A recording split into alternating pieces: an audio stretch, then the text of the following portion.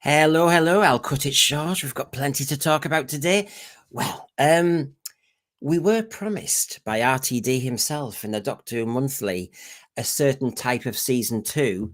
So we're going to be discussing that. And it's good to see we've got our friends here already. I can see Stephen Bellows already saying, not convinced by that trailer. But I'm not alone. I'm going to get my friend on, Michael, from his own channel, Solar One Sci-Fi Podcast. And yes, I think we've got lots to talk about, Michael. Yes, so the big reveal of the new intro, probably the final intro, and yeah, it's certainly a mixed bag. It has a different feel from the last season, so I suppose really the best way is to ask initially, what do you think about it so far? What's your first impression? Well, the first thing I would say is, before we get into, and as everyone can expect, we've got loads of frames to look at and everything. But what I will say, Michael, is I listened to the transcript. So overall, it said there are forces beyond this universe. We think we are so clever, but we're like children. And when these vast creatures look down upon us, our entire reality is in danger. We are meant to voyage out there and own it. It's all a game to them, but the games are deadly. Now, I think I'm going to have to say early doors that yes, it's going to be the Pantheon of Gods, and it's going to be those that we haven't seen yet, Michael. Oh, yeah. But they are due to come along, aren't they? I mean, we've heard about them before in many instances and stuff like that. But yeah, I think that's a possibility. But yeah, I mean, like I said, there's lots of ideas of what this series can do and how it can improve, and the Eurovision thing, which I'm really not very excited about. But I know that we are going to talk about the Eurovision. Yeah, I'm not a big fan of that, and that's going to be like the gimmick thing to pull in people, because from what I understand, I know we're going to talk about this properly, but that's going to be the same night as the Eurovision Song Contest, is it? Yep. Yeah, well, that's quite a clever idea, but I don't know. But how, like I said, going to be the Pantheon. I don't know. I mean, there's going to be some big surprise. I'm still wondering if we're going to get the Daleks or the Cybermen back at some point this season, because that is just a standard trope of Doctor Who. Yeah. I don't really know what to say about it so far. Tell me what you think about it. Well, obviously, I mean, we are like children, and this gods aspect. Now, I was looking at the gods that haven't been yet, and I have to say, everybody, I went for the Sutek last year. Now, I'm going to put this up because Farsight is thinking the same as me, so I'll give you the credit, Farsight. I had a horrible thought that the Eurovision episode could be the gods of Ragnarok, greatest show in the galaxy. And I will say, I think that is going to be the key to the series, actually, Farsight. Yeah, I can see that. I always hear Sylvester McCoy's voice saying Ragnarok, rolling his tongue whenever he used to say that. Yes. They're probably going to tie it in again, as you say, with the classic series, as they did last year. Of course, they completely messed it up last year. But I know it's very early, but I'm worried that they're going to mess up some more classic aspect storylines in this new series, like they did last year. I mean, I don't know whether they should have just done something completely unique and not actually involved in classic Who. Maybe they're too scared to do that, or what do you think about that? I think he does clever ass, doesn't he? He kind of likes to play to all bases. He likes to grab the youngsters, he says, whoever's left. He likes to please us. He thinks he wants to please the old ones, with Sutek being a dog. That went down well. And my concern is, I do think we're going to have this Gods of Ragnarok element. Now, Farsight reckons it's only Eurovision, which we'll talk about in a minute, but I think it could be wrapping up the whole series. But the other thing, because they're known as the threefold deity of malice, mischief, and misery. That's right. The Seventh Doctor once mentioned having fought the gods of Ragnarok throughout his lifetime. The other element is, I'll come to that when I see, I'll show you Mrs. Flood. So I think what we'll do is we'll get straight into it. So, of course, this is season 2, selling season 2. So here we go, our countdown. And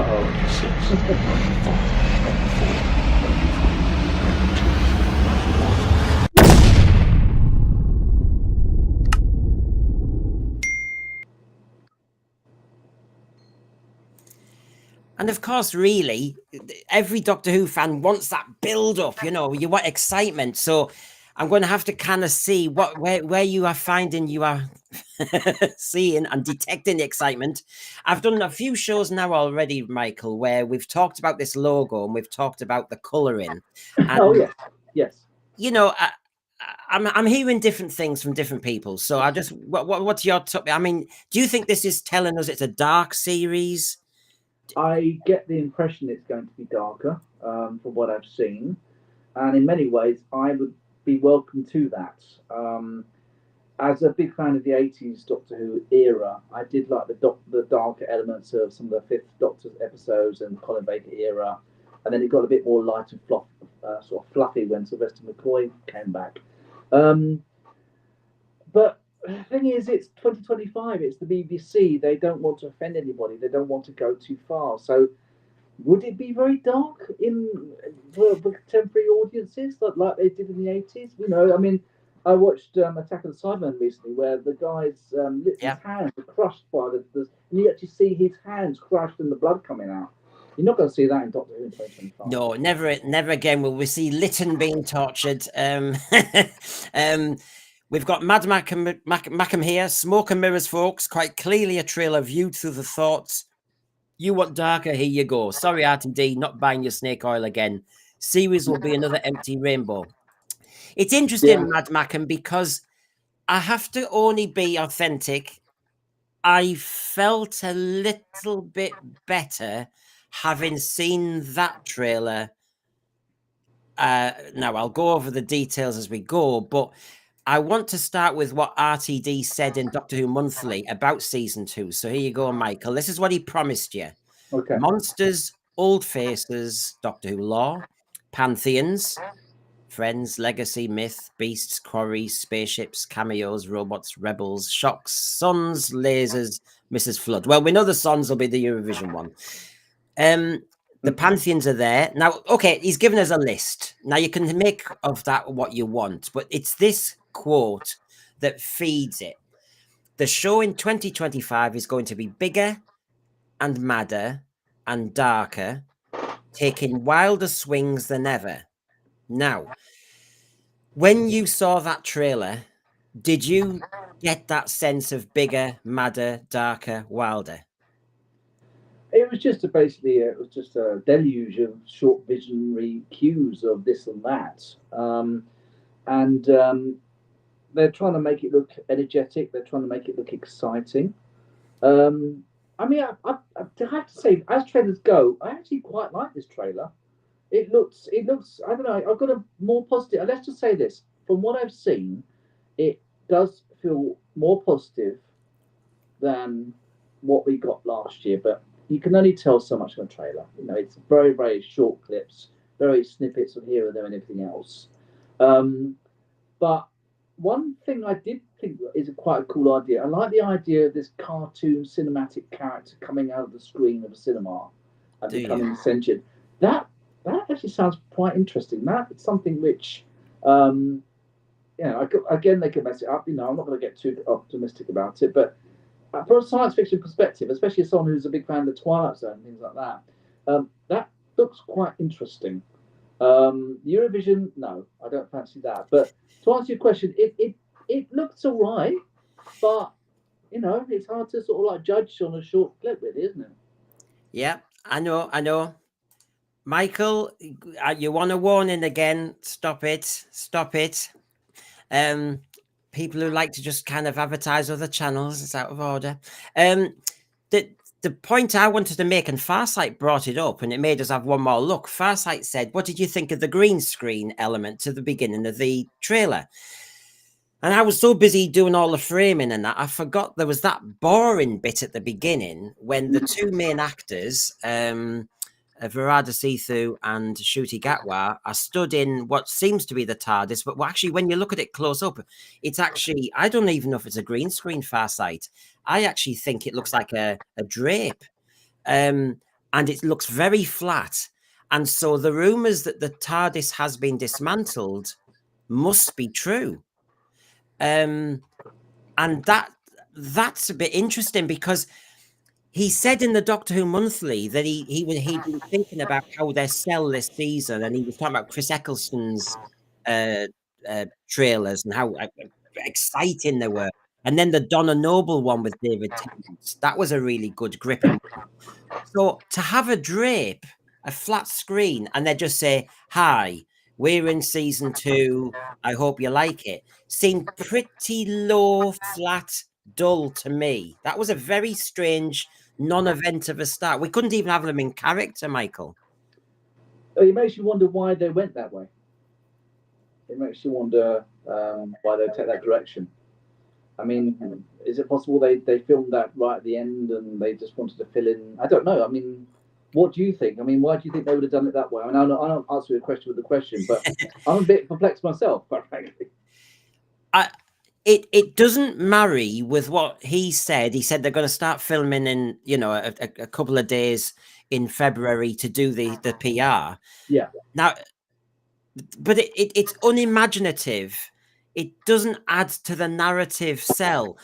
And one of the things I would argue about Doctor Who in the recent years is it's a lot of bluster, a lot of froth, and let's make it an event. And actually, sometimes they give away too many clips, too many bits of detail. And actually, I think we talked in our show last night. We did AI Grok, and we said, if you relaunched Doctor Who, how would you do it? And the AI said, go enigmatic, go very mysterious, give very little away in your trailers, and actually make people want to know what the hell's going on, rather than just say, here's loads of clips, and this bit in the TARDIS, did you need it?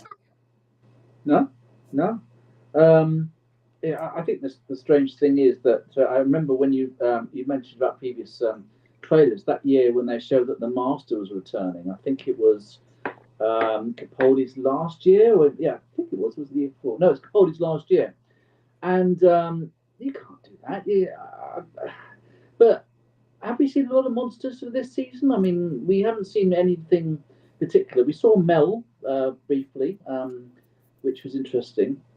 And I wonder, the Ragnarok thing on was that in the same period that Mel was with Sylvester McCoy's Doctor, the Seventh Doctor? I just no, wonder it was. Was that after she left? Was it Ace? Was Ace?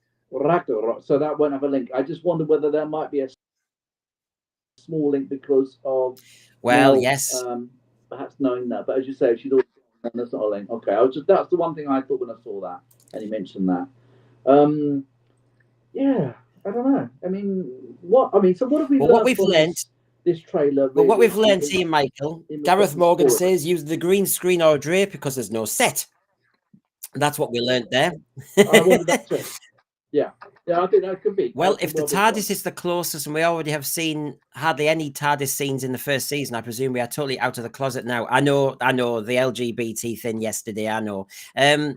Now, let's get into it, because I think the first thing is, Michael, as we drift through, is there's me waffling on last night with my Eurovision little word pun, and then suddenly it was all dropped, and then everyone said Ryland's in the trailer, and I was like, oh my God, you can't do two things at once.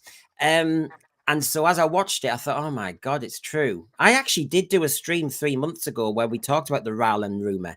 Now this is it. Welcome to the Interstellar Song Contest. And what I showed in the program last night was that the director had a T-shirt on in LA at the Galley 1, and it said 833rd Interstellar Song Contest. So this is just Big Brother. Remember when they did Big Brother in Bad Wolf? Oh, season 1, yeah, the last episode of season 1 was. So they're going to do, and this is what I mean. RTD does the same thing again. He's gone for another popular culture thing. This time, instead of doing Weakest Link with an android, instead of doing Big Brother 200, and instead of doing Trini and Susanna with a naked John Barrowman, he's now gone for the song contest. Yes. that fits very much in the first season of when he was doing the show the first time round. Um, I was a bit underwhelmed. I'm not a big fan of those sort of TV shows anyway, so it didn't really pull me in. This strikes me as just a gimmick, just to get people who like the Eurovision Song Contest. Say, oh look, it's on Doctor Who. Oh, let's just watch this because we like. I don't know that guy that presents it. I know he's on lots of TV shows, but I recognise him. So It's very parochial, though, Michael, because the Americans last night were saying, "Who's Rylan?" You know, yeah. Well, I mean, I recognise him, but I don't know much about. I don't watch any live TV. I don't watch that sort of stuff. So it's not going to pull me in.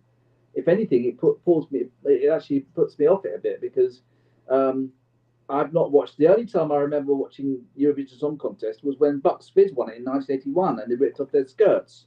And as a hormonal 12-year-old, it was quite a memorable scene. well, Michael, I don't know. I mean, Eurovision, and it's one of those things. It's always political. It's always based on. I Michael, don't like it, and I don't Michael, like I think we Eurovision. could, So we could trigger that hormonal moment again for you if you want, because I think I was saying last night that I think the Shooty Gatwa doctor will have his kilt on and he'll pull it off. Oh no, he's not going to rip He his might kilt off, do. is he? Oh, please don't He tell does. me he's going to do that. No. He makes his mind God. up, and then it's all boom, bang, bang. He's not going to sing it and cry, is he? Making my mind up, and he got no. Save no, all your. No. Oh, he could do, couldn't he? It could be save all your kisses for me. I mean, you've got them, you know. Honey, Here we go. I'll do this one. How does everyone like this one? Oh. Shooty is Rtd'S puppet on a string. There you go. That's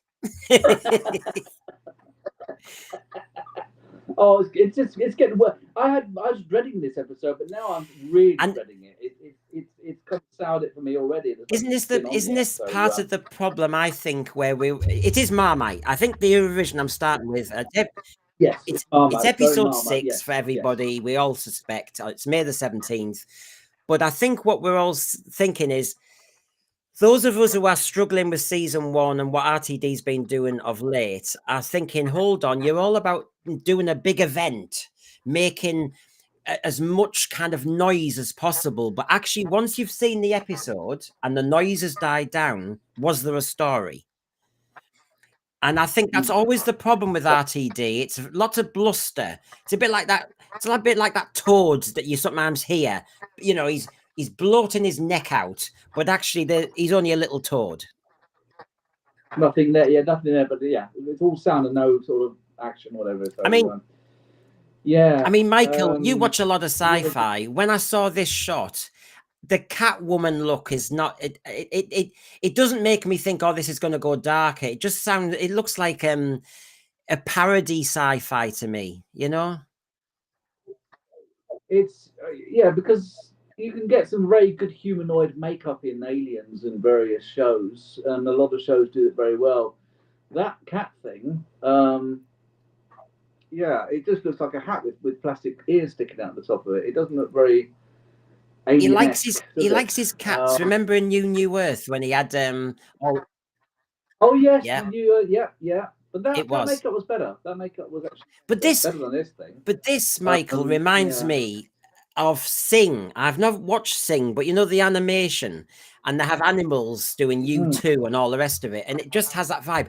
And while I was live last night, I said my fear with the Eurovision one is a bit like you saw the CGI of with the Asylum of the Daleks, and you saw their parliament, and it's a very Phantom Menace when you saw the whole Federation. It's exactly what I was dreading. You know, I mean, and this is what I mean. There's two of us here. I do sometimes watch the Eurovision, although it's become very commercial and it's lost its soul, and it's very tribal. Oh, sorry, I could be describing Doctor Who under RD. I thought you were describing Doctor Who. But isn't this interesting? Like finds like.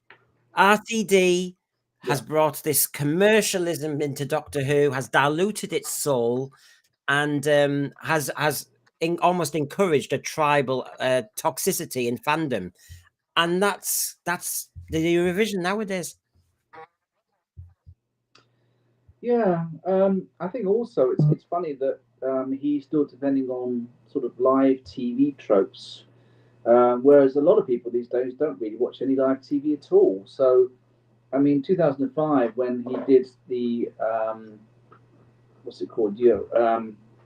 Anne Robinson one Yeah. and Yeah. Big Brother, TV was more prominent.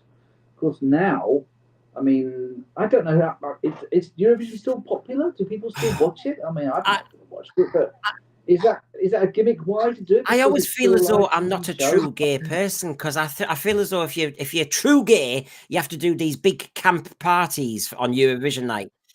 Well, I'll sit there.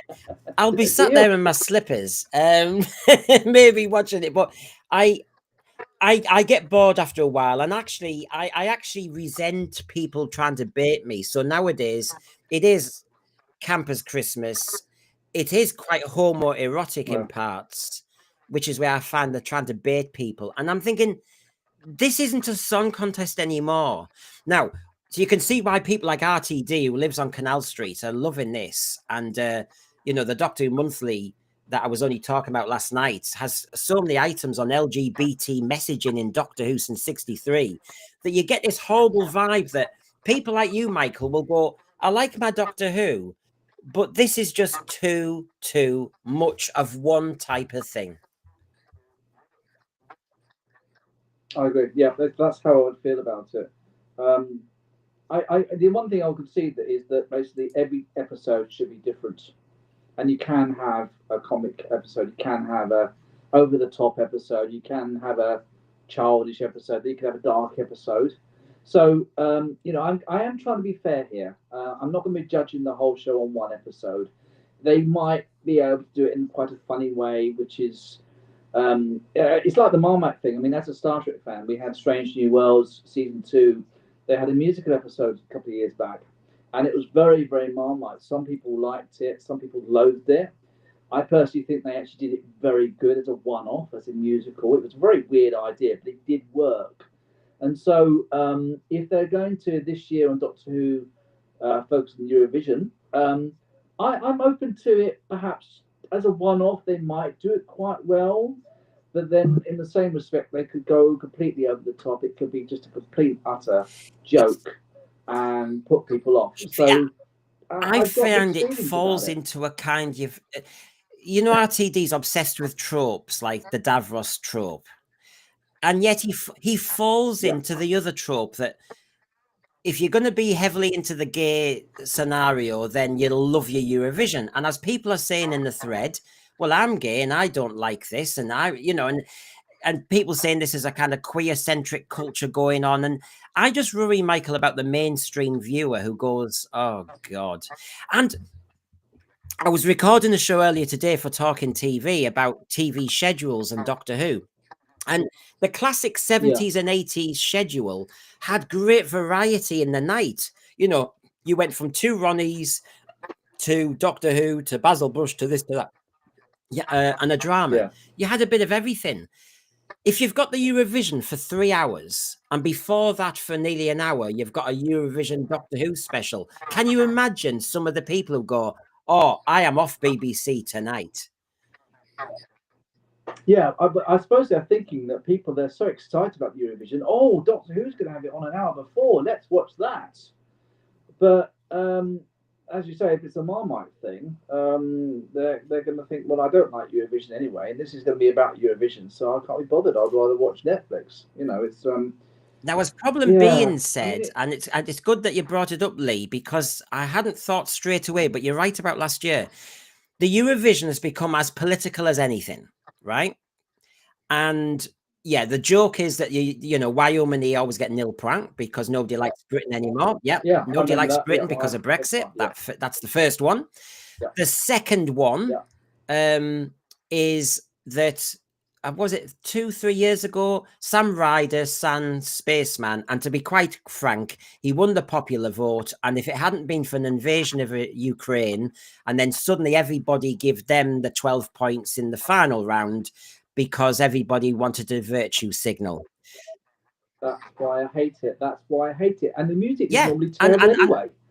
So it's terrible music, and it's all politically motivated. Why am I going to sit Well, there and watch that all? RTD loves a political virtue signal, doesn't he? And as Lee said, because Yes, he does. 2024, you're right, Lee, I remember this.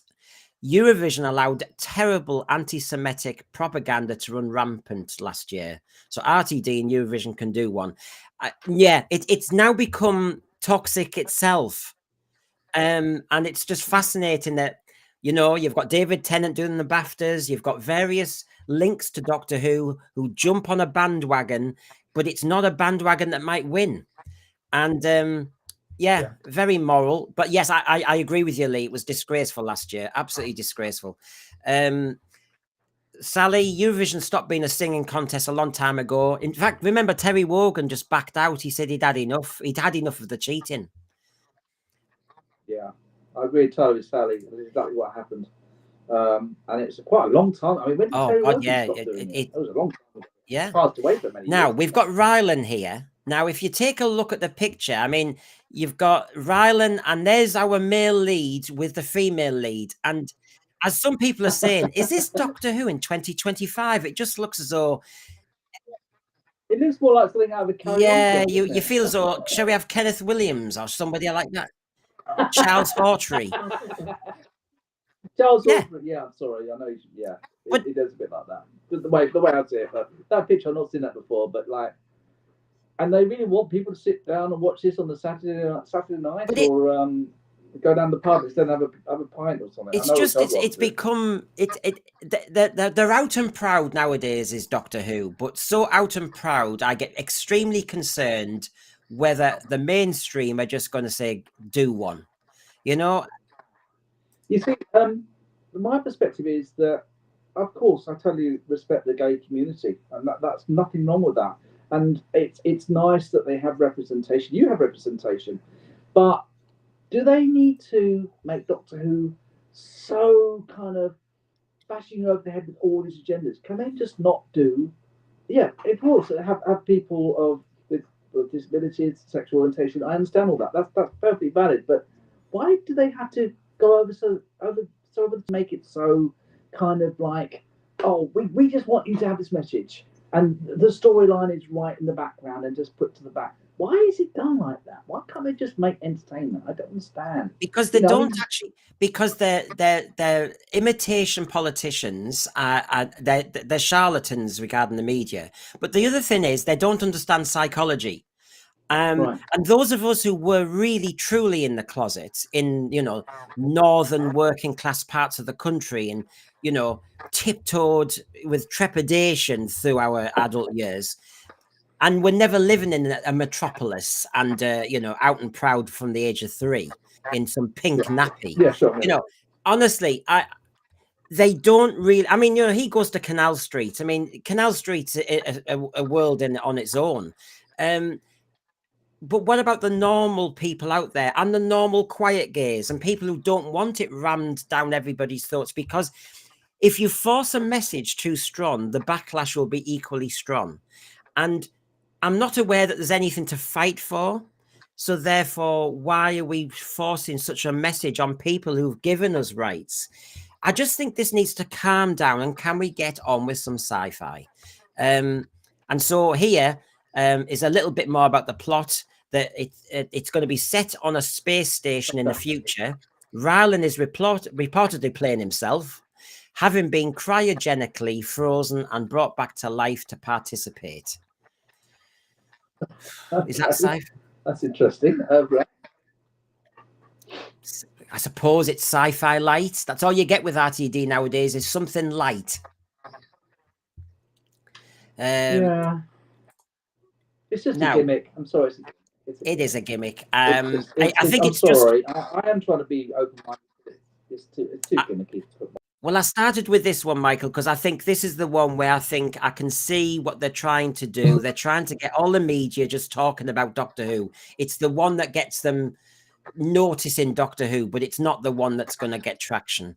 And there's the director, and aren't they happy with each other? Yeah, that's that one in a nutshell. And Gary Lee posted this yesterday, which is the reaction when people found out that Rylan was in Doctor Who. You know, and it wasn't good. Oh yeah. I know you can censor, you can edit, you can find what you want, I suppose, out there. But, you know, the reaction wasn't good straight away because this is Michael. Can you remember when we were talking about the 1985 cancellation recently because it's 40 years ago. Yeah. Just before the cancellation and then after the cancellation when they were talking about bringing it back, remember all the rumors that, oh, they might pick Paul Daniels or they might... Remember, they made it sound as though it was a light entertainment drama, and it made it sound cheap.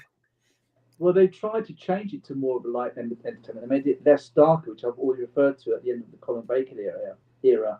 And that's why they made, I think, chose Sylvester McCoy to be more upbeat and family friendly. And, you know, he used to be, you know, banging in spoons and things like that. I suppose also you just got to realise that the people who make Doctor Who these days don't really understand Doctor Who. I still think it's strange how I've said this many times how in 1985 the BBC wanted Doctor Who to be cancelled and the fans wanted to keep it going, and in 2025 a lot of the fans want Doctor Who to be cancelled and BBC wants to keep it going. It just seems so ironic the way that it's changed, but I do get a sort of familiar vibe, that sort of mid to late 80s vibe of Doctor Who in its sort of twilight years. And it's got a very, very recognisable feel in Doctor Who in 2025. And it just feels like it's going that way. No matter what happens, even if this series is better, you know, I'm very curious to see how it continues, if it does continue. We see, this is... I mean, I will get onto the trailer, folks. Don't you worry. But this is what's on our brain, isn't it? We were talking about Juno Dawson, an LGBT activist, has written for Doctor Who. Which one? And me and Rachel have done research on Juno Dawson, and I couldn't see any hinterland in sci-fi. Okay.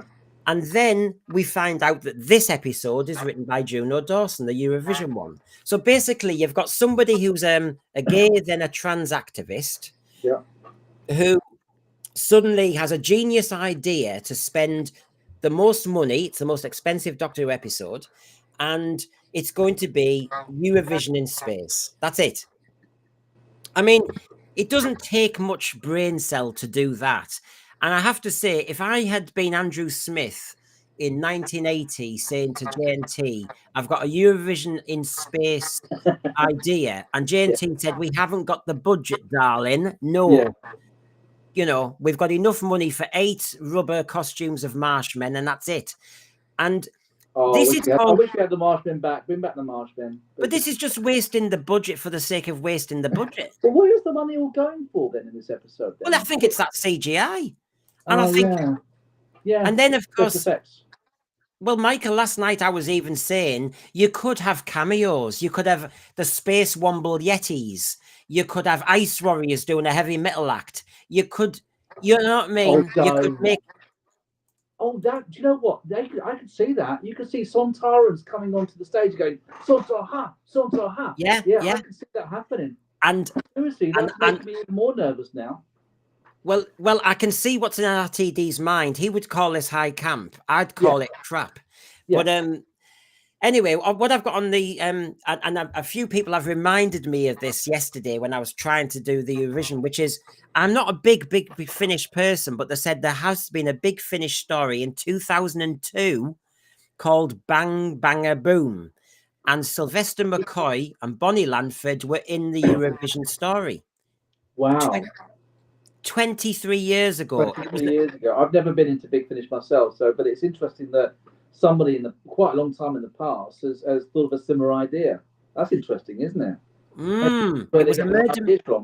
It was a murder mystery, and in the end, there had to be an act. And I have a sense that Ncuti will be singing. Yeah, I can see that now. I can see a duet with the new Belinda character or something. But Michael, hasn't this already been done even in this recent version? The church on Ruby Road, when they faced the big fat jabber goblin, gremlin thing, they started singing. Yeah, oh God. I forgot about that. Oh, I'm sorry. I'm your worst nightmare. Thanks, mate. So, in the audience, remember, was Mrs. Flood. Yeah. So Mrs. Flood, I've said the gods of Ragnarok. Now she could be part of that Ragnarok You've team. got to roll your tongue. You've got to roll the R's. I keep hearing, Ragnarok. That's the only way I can pronounce it. I can't say it normally like you do. Now you've got you see, my problem is I'm more like Jonathan Ross. My R's and W's I get mixed up. Ragnarok. Yeah, Ragnarok.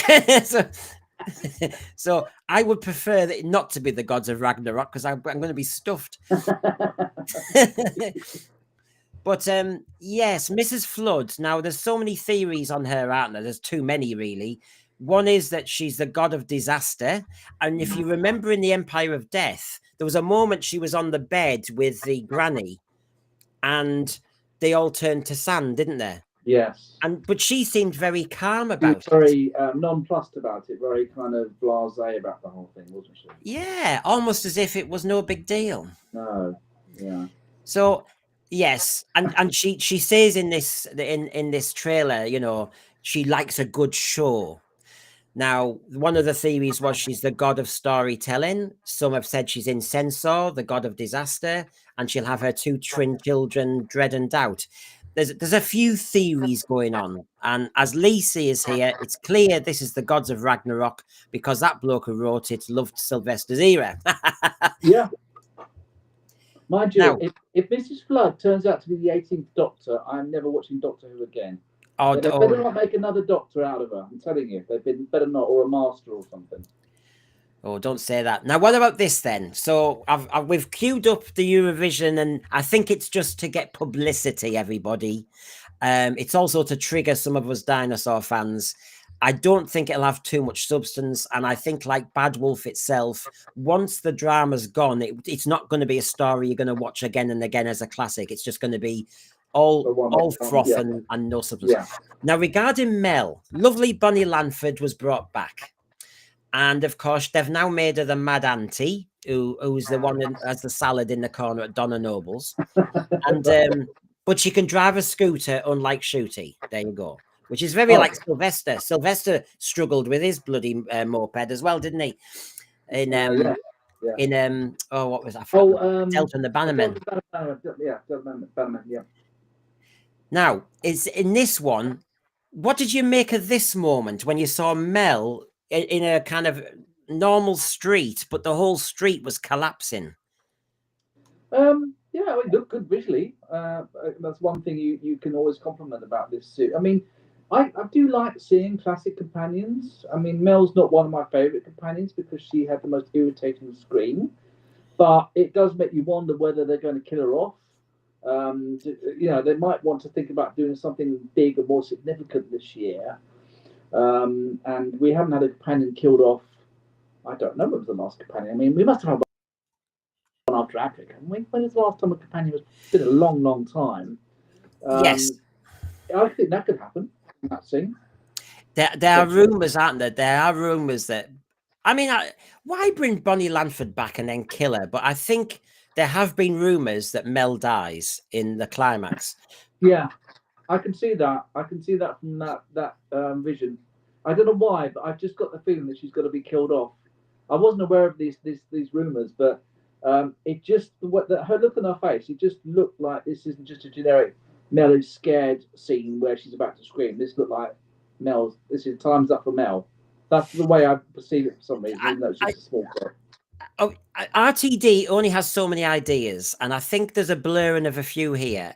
You know, when you had Doomsday and you had Billy Piper in a parallel universe and they got split. Yeah. And when this world is collapsing because the gods are in charge, because somebody in the thread said, who's she looking at? In a lot of these, they're looking up at gods or something, aren't they? And there's a dinosaur that we'll look at in a minute. And I saw that. Yeah, that was quite interesting. So there's a lot of things above. And the toy maker was above. He did the puppeteer thing in the giggle, didn't he? Yeah. But I think she might get pulled into a different reality and he can't get her back. I think she might maybe not die, but she might just be taken out of time. Which is a kind of another kind of sad death like the Donna Meta Crisis. Yeah. Where she didn't die, but her brain was killed, really. But no, I think it's a great effect, but obviously there's a lot of touches in the trailer where the Doctor goes through he goes through a kind of invisible wall, and you can see how reality is blurring. And so I wonder if she gets caught between the two, a bit like Billie Piper was at the end of season 2. Another factor is that a lot of science fiction tropes now involve multiverses. It's in Marvel, it's in lots of things. It's a very sort of in kind of science fiction trope. Yep. Yes, they've done parallel universes before, and you already mentioned a couple in New Who, but I could see it being used in some potential plot device, maybe involving Mel. As you say, I mean, the thing is, I could see David saying, "Oh, we couldn't kill off Mel because that's not what our audience would want." I could see it where she was trapped in something else where she can't get home, and she's going to be there, and that's the end of her, and you're always going to wonder. I can see that. I don't know whether thinking about it now, because he's so frightened. He's so scared to offend anybody. Thinking now after we suggested that, I don't know now whether he would kill her off, because he might think that's going too far. Well, every time he does something, like with Harriet Jones, he had to pull back and rectify that character because people didn't like how he, doesn't she look tired? Yeah. With the Donna meta crisis, I think he realized that was a balls up, and everybody hated that. That was giving her Alzheimer's. That was giving her dementia. It was horrible. Yeah. And the fact that the Doctor did it and touched her was I found quite cruel. Yeah, he was the catalyst. Yes, he was. Yeah. Now, John Yulden's saying here, this is a multiverse Mel, not our universe Mel. Where you get, is that just your theory, John? Because I'm just trying to work out where you're getting that from. Because I'm looking at what she's wearing. I'm trying to work it out. I know the sky's a different color and everything. I'm just trying to work it out. Sally, New Who never felt like a proper continuation from Classic Who. It's even less so now. There's no way this garbage is part of proper Doctor Who, and I'm thankful for that. I think, Sally, this is where it's all fantasy, blur, blur, blur. But if he makes it so fantastical, Michael, it will make it easy for a showrunner later on to just say this didn't exist. Well, we've talked before about the fact that Doctor Who in recent years is switching away more from science fiction into fantasy. And so in that idea, it could change long term an idea of, I don't know, characters returning. I mean, it's interesting what Sally said about the Doctor Who thing, about some people think it's just a reboot and others could think it's a continuation. I've always thought of Doctor Who, New Who, as a continuation. I think there's too many links to old Who.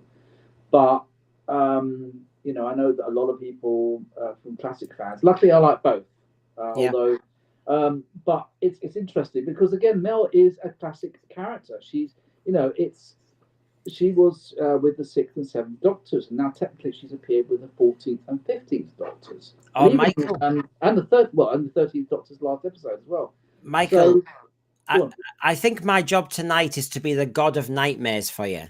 So I've already done that with the Eurovision. Paul Holgate's now helping me do this. Again. Sorry, say that last bit again. Yeah, Paul Holgate is helping me be we're working in unison to be your nightmare. As well as the Eurovision, you've got his theory that actually Astrid died in Voyage of the Damned, the Titanic episode. Yeah, that's true. Joy to the world. Joy turned into a star. RTD likes to do these glitzy turn into stars moments. So Bonnie Lanford could quite easily be trapped in another universe. He's done it many times. I agree with you, Paul Holgate. Yeah. So there's our theory there. Yeah, that's a good point. It's definitely, I don't know. I still think if they were to kill her off, it would be a big thing. But he doesn't mind if he angers classic fans, because he thinks Doctor Who now is made for the modern audience, and the classic fans, if they don't like it, they can go, as we've talked about before. So I don't know. He might kill her off. I Well, don't as know. Lee, It's an interesting one. well, as Lee says here, Astrid didn't die. She turned into fairy dust. And I have to say, Lee, I think the whole of New Who has turned Doctor Who into fairy dust. I think that's, I think the truth there. Now, the other thing is, RTD promised us, and I know he blathers, a darker Doctor Who. Now, I have been saying in countless streams that if I was showrunner, I'd want them to make Doctor Who darker. So that's the one superlative he said, some comparative I agree with. Now, Yeah, me too. I've compiled this section, Michael, of what I look like dark moments. So this looks like the unit Deep Dark Vault. And Yep. you know, Kate Stewart's down there, and it's a hard shot to show you, but obviously there's a monster behind that glass. Oh, is And there? Okay, I noticed that. Okay. so basically, we've got the vaults, the dark vaults of unit, and we've got some vicious monsters in there. So of course, that's dark. I approve. Yeah. You've then got this. I think out of the whole trailer, this stood out a mile to me. Okay. Well, I can't see much there. It's not skeleton, it's ghostly, definitely ghostly, isn't it? It's mummified, ghost like. That would scare me as a kid. Yeah, that strikes me as a good Doctor Who image. That you could see that on a Doctor Who classic DVD cover of the monster of the episode or something, and that looks pretty good. Yeah, I think Yeah. that looks all right. And actually, when you look closely, I mean, it's hard to do screenshots sometimes. On the left is another face. Oh, you're right. Yeah. And so you know, that I do think, you know, look, I've said I want Doctor Who to go dark. I'll have it. Lee Smith says it's like African masks. Yeah, I mean, Yeah, I can see that. Yeah, I yeah, can see that. I'm up for this. I'm up for this. I'm intrigued. That's got me peaked. The Fall of the 11th, good to see you. Have you subscribed? Please repost. Thank you very much. From what I know, the Disney deal comprises 20, it's actually 26 episodes, okay? The Fall of the 11th. So by the end of season 2, there will be 2 episodes left for the BBC to make for the deal with Disney. Basically, we had 8 episodes, then it's 8 episodes. There's 16. You've had 2 Christmas specials, so that's 18, okay? Then you add the 5 on from the spin-off. Okay, so now we're up to 23. But basically, I've missed. Oh, and then you've got the 3 specials, haven't you? So basically, used up then. Have they all been used up then? They're all used up. So Yeah. good thinking, Fall of the 11th. But actually, the 3 specials, the 2 Christmas specials, the 2 seasons of 8, and you're done. And the spin-off. Sorry, Yeah. There's your 26. Yeah. So no, I'm really, really looking forward to this. I mean, you know, if I say I like Behind the Sofa Doctor Who, we're in a dark vault. She's on her own. There's some nasty noises from behind one of the doors. Something's lurking. This is darker than Genesis of the Daleks when they had all those experiments behind the scenes. I mean, let's be honest. Yeah. And that is like the mummy on the express, you know, not on the Express. express. Yeah. But it's all I'll say is that's dark. I'll have it. I'm up for that. Is the thread up for that? On top of that, we had that creepy animal on the roof, and this was linked with Millie Gibson coming back and her boyfriend. And so there you can just see him on the roof. Can you see him in silhouette there? And I've got a slight delay, so it'll come up in a second when I'll see it. I'm watching it on YouTube, so I've got a few seconds behind. So yeah, so he creeps up there, and then to me, it's almost like the dinosaur skeleton could be the same creature. Okay, so I've got your image down. So is it on the left-hand side of that weird kind of structure? Is that what it is? It's the one in the center. Oh, it's the one in the center. Right. Okay. And then you see the skeleton, which could be. Well, the skeleton looks very interesting. It looks very unique. To be honest, here it is. When I saw that, I thought that's. It actually reminds me a bit of the tripods from War of the Worlds. I know it's 4 legs, but it just had that kind of massive alien threat kind of thing.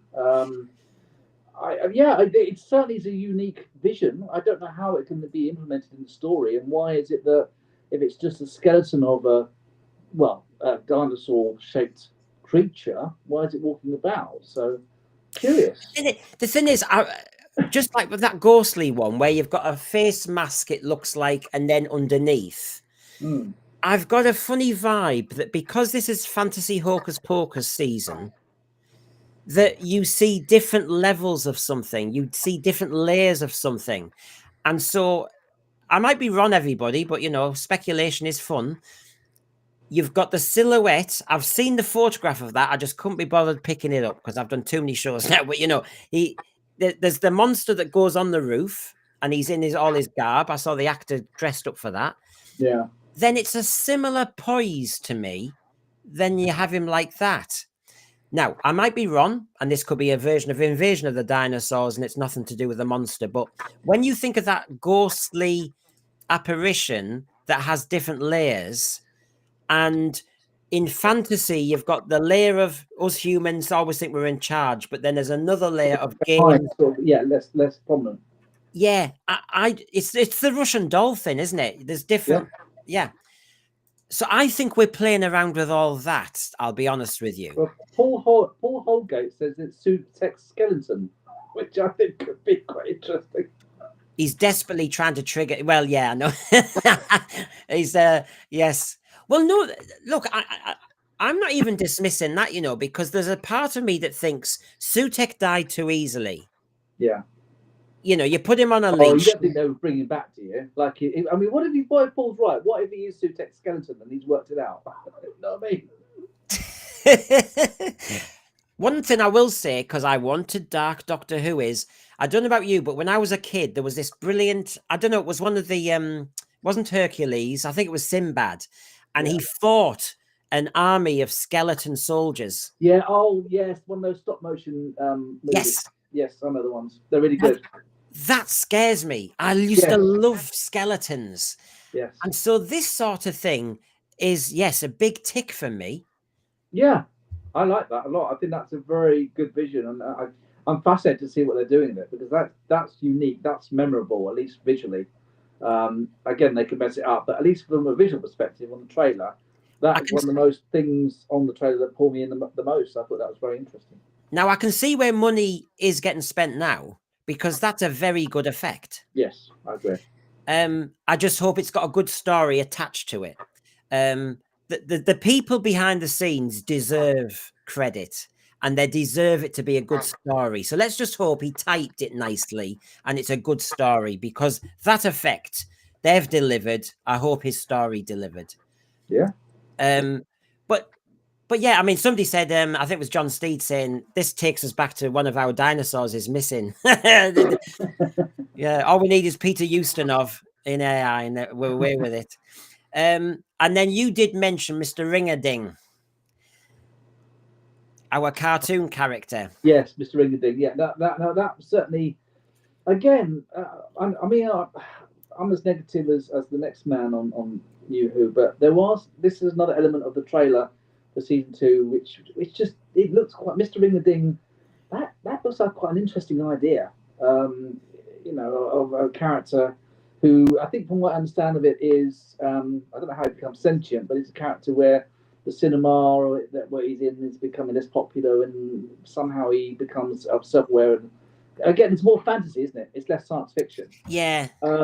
Which I'm not so into, but I'm certainly very interested in the idea of what this character is and how they are what they are.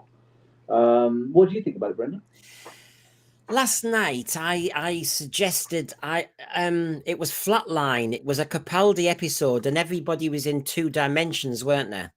They were flattened. Flatline was a brilliant episode. It was one of my favourites of Capaldi's era. I thought it was the next episode. Yeah, but so they've kind of done this effect before, where you blur 3 dimensions to 2 dimensions, that kind of thing. Yeah. I hated, as a youngster, Who Framed Roger Rabbit. I don't like that crossover thing, and I know they did it a few times. R. Kelly did a song to one of them as well with the basketball team, and I hated all that. I hated Bedknobs and Broomsticks when you mixed it. I preferred just a cartoon football game. Yeah. So this is not tick. You know, like the Eurovision did not tick your box at all. Mm-hmm. This isn't ticking my box. So Who Framed Doctor Who is the episode you're going to call it? Is it? Yeah. If it was the Phantom Toll Booth, where the Doctor and Belinda Chandra get stuck in a cartoon world, a bit like Take on Me, aha. Yes. I'll go for that. It But makes that's more clever because that's almost like a science fiction. I mean that video was so clever when they made it. yeah. But this does have more of a Roger Rabbit link than Take on Me link. I feel to it. You know what I mean? Yeah. I would. I mean, it has a Take on Me moment because when he reaches out to the theatre, there's an element where he was the cartoon in Take on Me, and he was reaching out to her, and then he pulls her through. I think, doesn't he? Yeah. Right. Without consent, I don't think that would be allowed. No, just get pulled through. Right. I want you to be my two-dimensional woman. Away. Grab a bag. Okay. Take on Me. So anyway, Mad Mackham, a character becomes sentient. Oh, for God's sake. Already an overused plot device of classic sci-fi done to death. Oh, we're not happy, are we? Yeah, well, John Steed, yes, I think it's a callback to Roger Rabbit. But I never got that link until now, but now I can't get it out of my head. Oh, I told you, I am your nightmare. But the names got me though. I was talking about Wurzel Gummidge last night because I said he's Mr. Ring a Ding, and he's with Sunshine Sally, which she sounds like a cheap call girl to me. Sunshine Sally. I mean, what sort of show is this? Well, you had Aunt Sally with Wurzel Gummidge, didn't you? Yeah. So it's like, yeah. So yeah, I'm not sure about the names of the characters, but yeah, again, as we've already said, you know, something becoming sentient for whatever reason. It's how are they going to do that? How are they going to make a film reel with a cartoon come alive and escape the cinema? It's kind of, they'll probably say it's like some alien energy is absorbed from the ground from a creature that's been years. You know, you can see it going the way they're going to do it. The filming they did last year, because they pretend they're in Miami or somewhere, and we've seen the footage where they run out of the theatre in 1950s gear, and there's an explosion or something inside the cinema. So basically, yes, he's all powerful in there, and they get out just in time, blah, blah, blah. But you see, the trouble is with this fantasy thing, and this is why I've never been a fan of it, is when you have a god against Doctor Who, when you have a god against Captain Picard in Next Generation, it's just so unequal. I actually lose interest because you cannot defeat a god. You just can't. There's no logic to it. And in 45 minutes, and it's again, it's another regular sci-fi show. Yeah, and in 45 minutes, you really can't defeat a god. That's just not possible in 45 minutes without it being a stupid trick like he looked in the ronda. I mean, look how he defeated the toy maker with a game of rounders, throwing a ball. I mean, really? Yeah. The toy maker could have said, I'm going to be Alpha Centauri. I'm going to have loads of tentacles and I'll catch the ball with all my octopus hands. They always do that. They always come up with some. I mean, they never have a really clever way. I mean, it's like, I'll bet I win this game and then you'll be defeated. Well, yeah, it's not exactly the most original sci-fi premise idea of destroying an omnipotent being, is it? No, so I am the most powerful being in the universe and I want to play softball. Yeah, right, okay. Yeah, that's it. You've won. Yeah. That's it. I'm going to now disappear in a puff of smoke. Next week, Doctor Who and the Ludo game. Yes, I know. And Tiddlywinks the week after. Doctor Who and the Tetris. Oh, God, I know. Like, yeah, Doctor Who meets Space Invaders. Doctor Who meets Pac-Man. Why are we joking? They really could do this now, couldn't they? They could have him in the middle of a space. Oh God! You know, yeah. Like Tron. You remember Tron? They could do a Doctor Who Tron episode. And the Doctor ends up in an arcade game. Oh God! I bet that's gonna be, if they make a third season. I bet. And you could have that lovely Asteroids music. We all played Asteroids, and dun, dun, dun. Right. What about this then? This spider, 8 legs. Here we go. Now do you know what? Again, when the African mask Well, I assume it's not linked to the. There's a. I've got an African mask vibe yeah. again. I mean, do you think it's linked for that other image earlier on? Well, I don't know, but if you look at it closely, the colorings, it could almost be like Zulu Dawn or something. It looks a bit tribal. Its face, and so is that sort of tribal marking on one of its front legs as well, just by the head? There is it's like some pattern.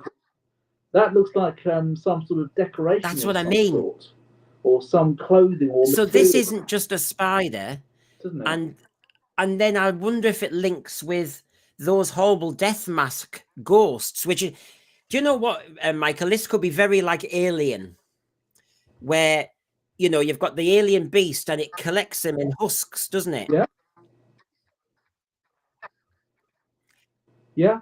And to be honest, I honestly don't know what to make of it. It seems like a very strange contradiction of a giant spider. Don't forget we had the giant spiders in Jodie Whittaker's era. No, I don't know really what to make out of that. A sentient spider or something? I don't know.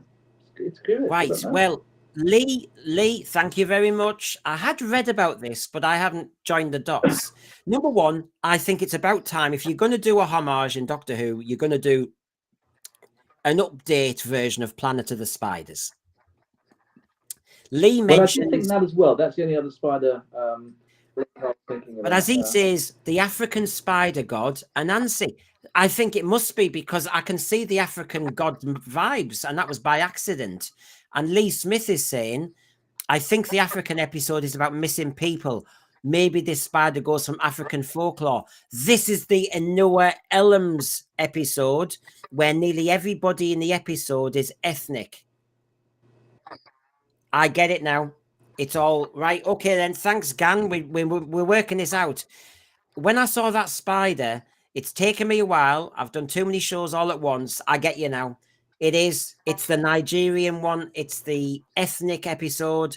It's the one written by the man who says the Doctor's a refugee and hasn't a clue about Doctor Who, but he might do a good story about a spider. You never know. Yeah. I can see that. What do you make of this effect, though? I was trying to do slow motion. I was trying to work it out. I don't know if I could see lots of spaceships, the grey spaceships, and then there's a large piece in the middle. And I thought, oh, right, okay, then. This looks as though it could be a battle fleet. And then I was trying to think of spaceships I'd seen in Doctor Who in the past and thinking, is that a spaceship? It just, I don't know if that... What does everybody think on that one? I do think I've seen these spaceships before. Not Sontaran ones, because they have a different shape in the new series. I've seen those ships. Those ships, that ship. You don't get to make the Star Beast and manage to ruin an entire franchise and then expect me to come back, RTD. That's you out. Let's have a look. Michael, is it possible you can go out and come back in? Because it's gone very slowed and delayed. So it might just be messing. Yeah, I will. I'll come back and go back in. I'm back. All right. Yeah. I'll keep everybody entertained here for a second. So yes, I'm intrigued by this, and thanks Lee Smith for that, because that helps. And there's another good version of it. So okay, I get this. This is the refugee in Noah Elms episode, and okay then. Okay, that is interesting, and people are going missing. Okay, got it. There's obviously Mrs. Flood, who's I think another god, the trickster or the incenser. Or, as I said, she could be, I don't know, the god of disaster. She's looking very happy at the chaos being caused. She was calmer when they all turned to sand. So she obviously does enjoy disaster and chaos.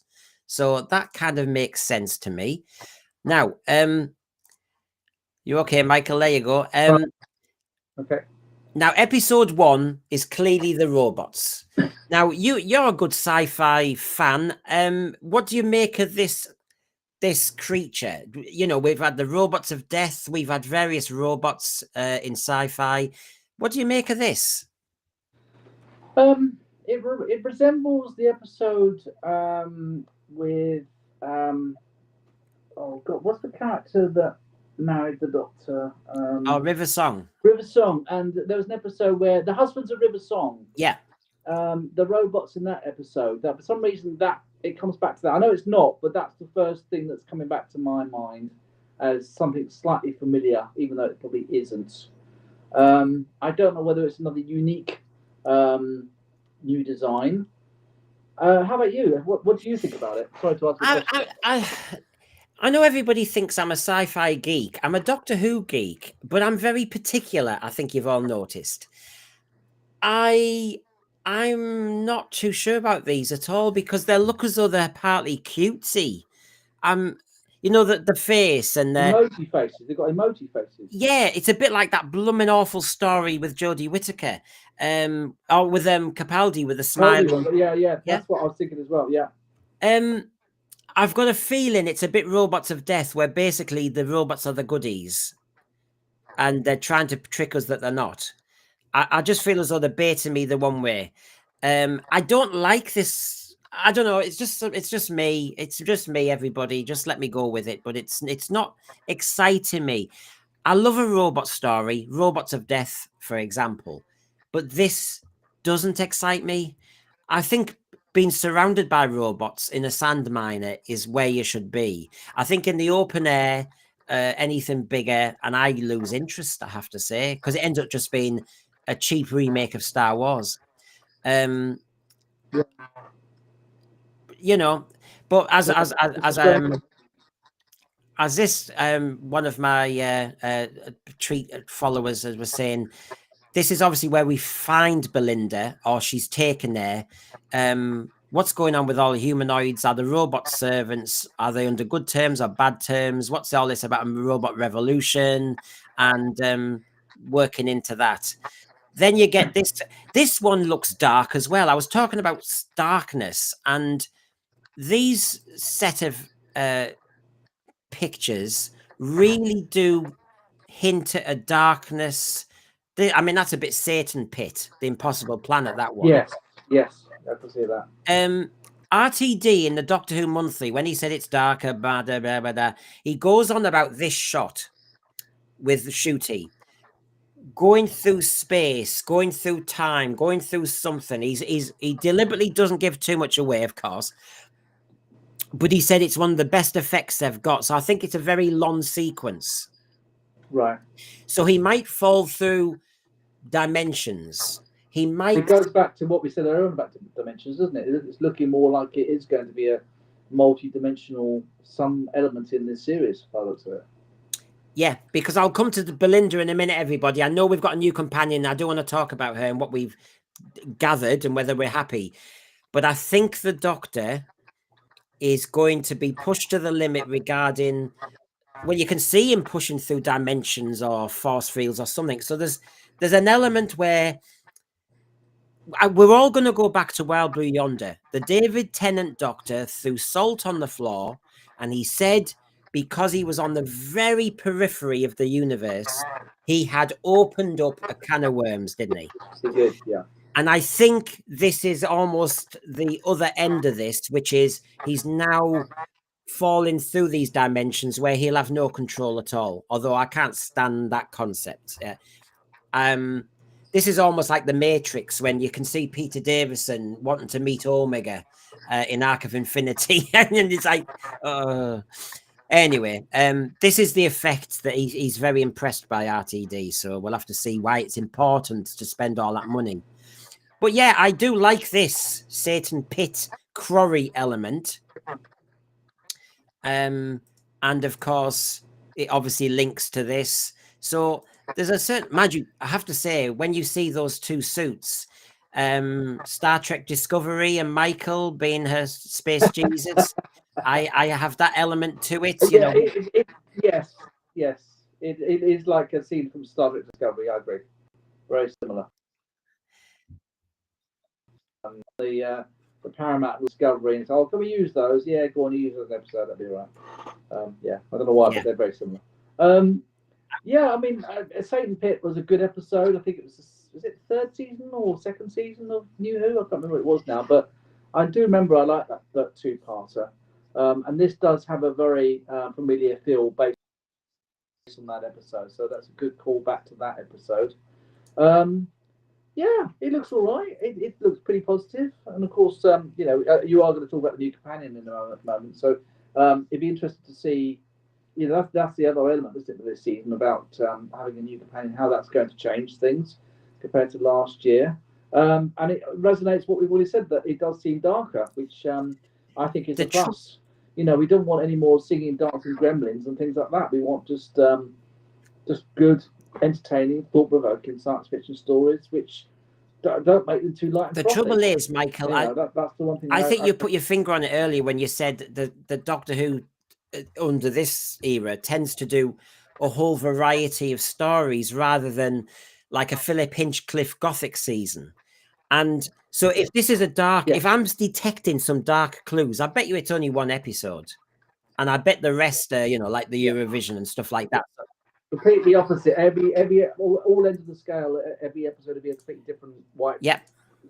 Whitely cleaner. What's it called? Wipe it clear and just start again. Which is, I don't want that. It'd be nice to have a consistent kind of vibe for the season, which I don't think we're going to get. So this is all linked with this. It's a bit Warriors of the Deep, a bit Satan Pit, but I have to say, I preferred the Impossible Planet. The Satan Pit, I don't think delivered. And again, it's messing with gods and Satan, and it's just too far. Yes, it was. Yeah, yes, it was. I mean, the one thing it seems. I mean, you do get this in science fiction that, you write something, and eventually, you're going to have another story which is similar. Yeah. It's just the trope that science fiction can kind of. I'm not saying it's going to run out of ideas, but there could be very similar parallels to stories. Doctor Who's been on for so long that you're going to get some episodes which feel familiar. But the only bad thing is that often the newer versions of classic episodes aren't as good as the original, which is always sort of a sad kind of factor in these things. But yeah, it certainly looks interesting. I think that the multiverse is looking more likely to be this season.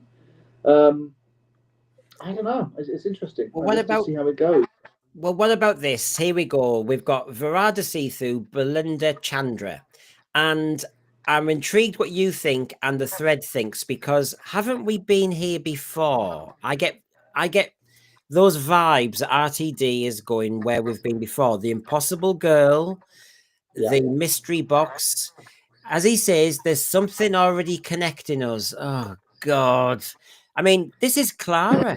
Clara was following every Doctor, wasn't she? So the useless Tardis, which is actually like an empty B&Q. It's like B&Q when it's gone bankrupt. You look inside and it's all shelves of nout. Yes. Yeah, it's just a warehouse, and suddenly it's got a scanner that says there's a link, and you think, so Clara again, maybe, and then similar. I mean, this new character, we've seen this Belinda character, who sort of somewhat resembled her in the last season, in the episode with the landmine. I think that's the episode of the landmine. So I think the trailer did indicate that there is some link to whether that's a different character, but this sounds very Clara-ish again, like a different essence of a character split through time. Are they going to go with that similar trait with this new character? Well, what I was saying last night is that they seem to be making a mix of Clara and Tegan, because the plot is this: the Doctor meets Belinda and begins an epic quest to get her back to Earth. But a mysterious force is stopping their return, and the time-traveling Tardis team must face great dangers, bigger enemies, and wider terrors than ever before. So basically, just like Tegan kept going, you call that Heathrow? We're 400 years too early. I feel as though we've just got another example of Doctor, are we ever going to get back to Earth? And he goes, I promise you, we'll get there in the end, but we just have to take this long detour. And do you know what? Timey-wimey gets on my wick, but this connection thing, and then did you see the line when she says this is a time machine, and then suddenly he says this might be the long way round? He's got the Stephen Moffat one again. We're going to have to do the long way. Oh, God. Long way There's around. nothing original. All right, that's what my next question is: why in classic Who you didn't get these repeat tropes like this all the time? I mean, it just seems that they do seem to be going around in circles, and these are different writers. I mean, it's Stephen Moffat and it's Rusty Davis again.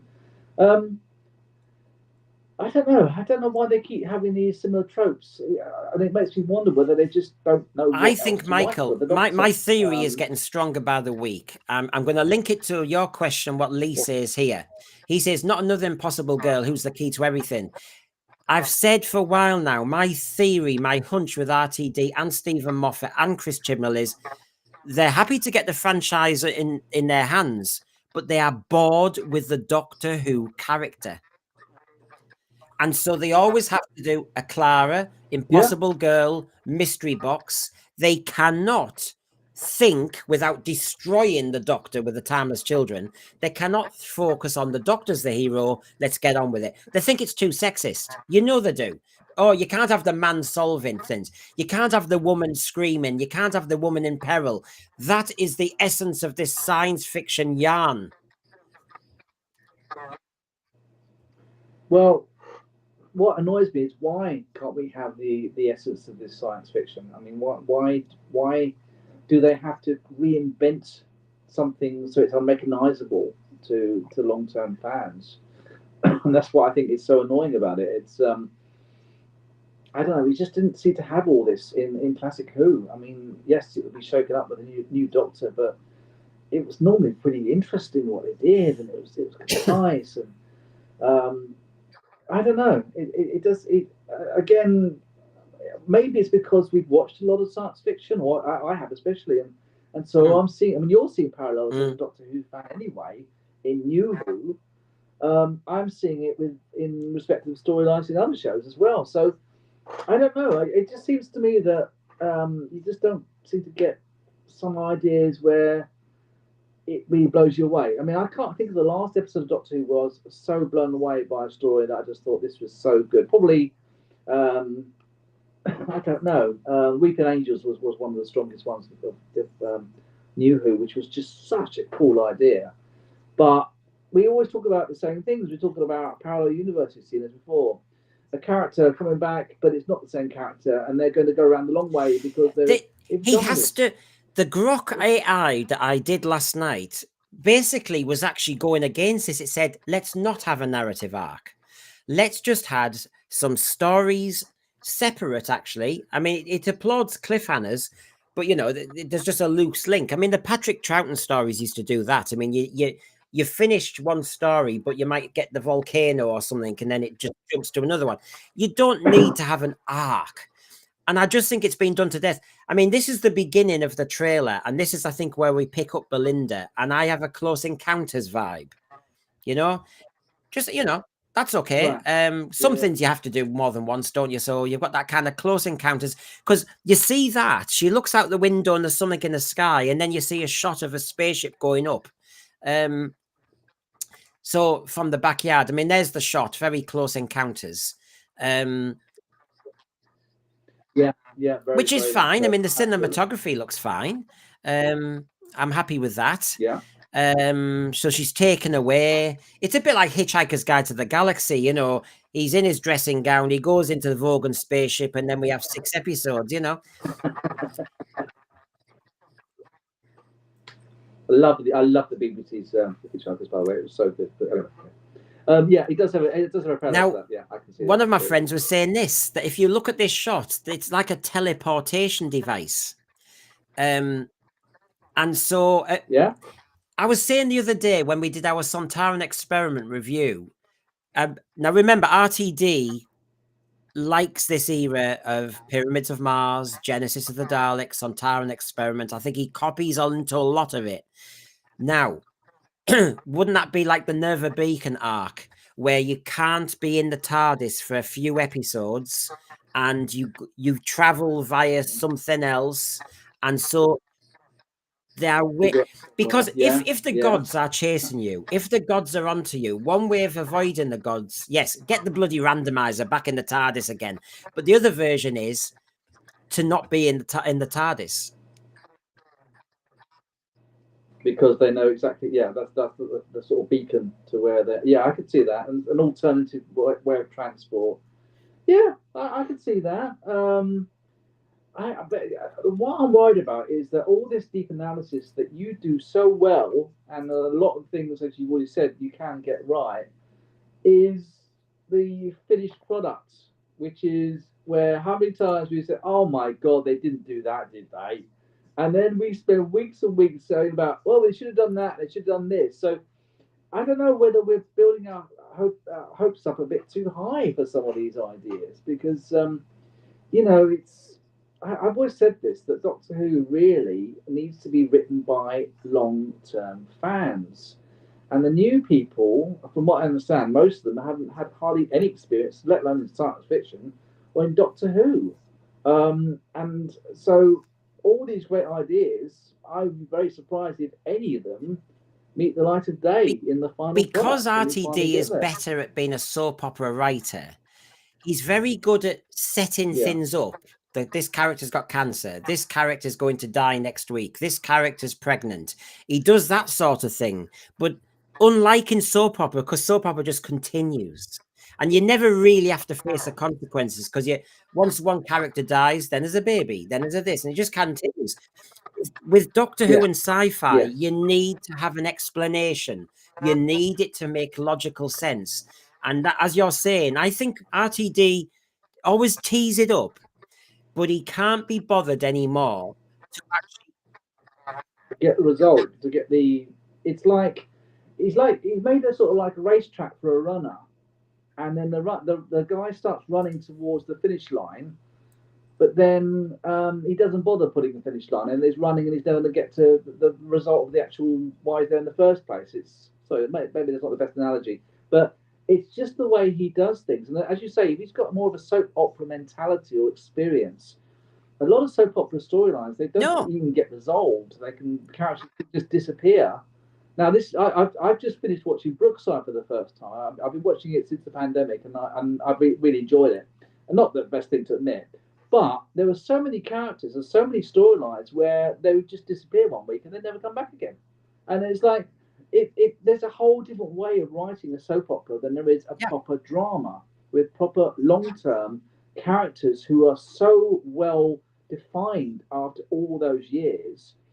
And you know, really, the honor of writing Doctor Who should be taken something very, very seriously as a real kind of a key to something which really only the top kind of writers should be allowed to do.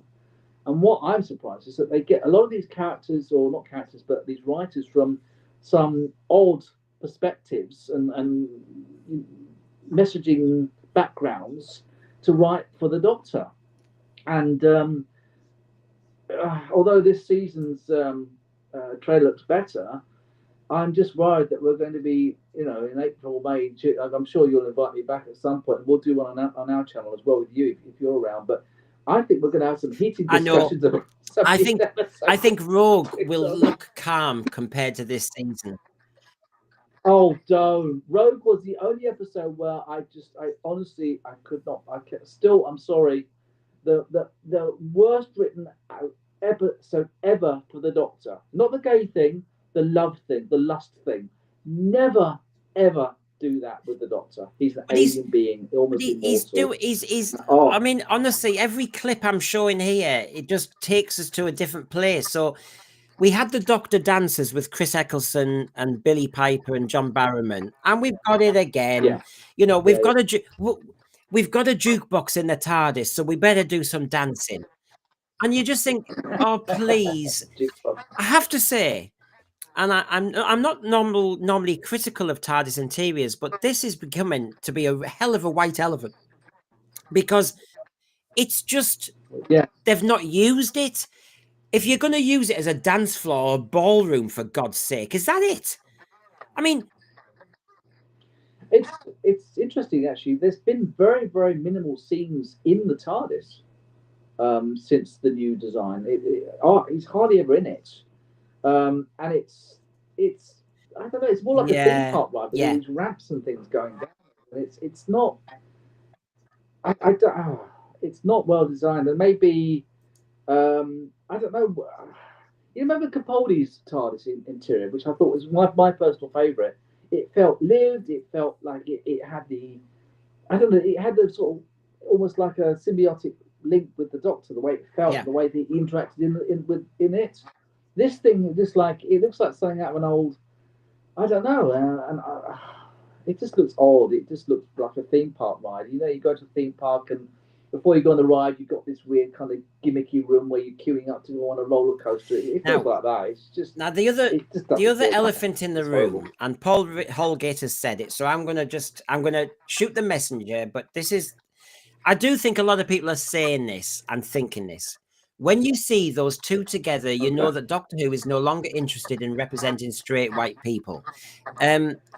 When I look at the clips of this series, and if you got your season 7 Blu-ray next Okay, to hang on a it, second. Then my connection's playing up. you really do see a completely different show in representation, in every sort of way. But representation nowadays seems to be the majority tends to have to be erased or dismissed, or they're not the key characters. And it's got, I just think in every advert and every program, they're trying to go too hard on this until in the end, you're just going to turn people away.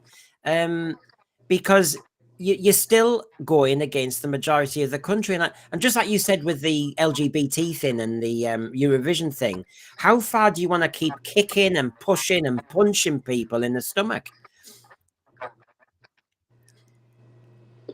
Yeah, you actually broke up a little bit as you were saying that, but I think you were saying how you were saying that the characters on the new duo aren't perhaps what fitting best with the mainstream audience from what you've seen of it. Is that what you're saying? Sorry, That's, you did yeah, break up, so I didn't quite hear the end of what you said. that's what Paul Holgate was saying in the thread, and I was just repeating it, saying when we look at a lot of TV programs now, representation has been done, or it's on overdrive.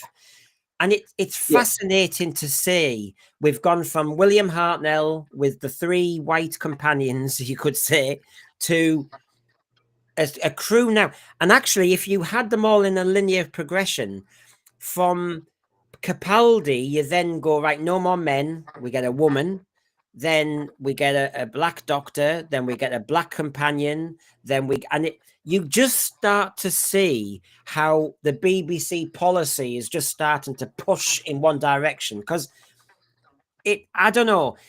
How do we talk about these things nowadays? It's a tricky one, but I do wonder how far people will enjoy this representation done to death rather than as part of a bigger canvas.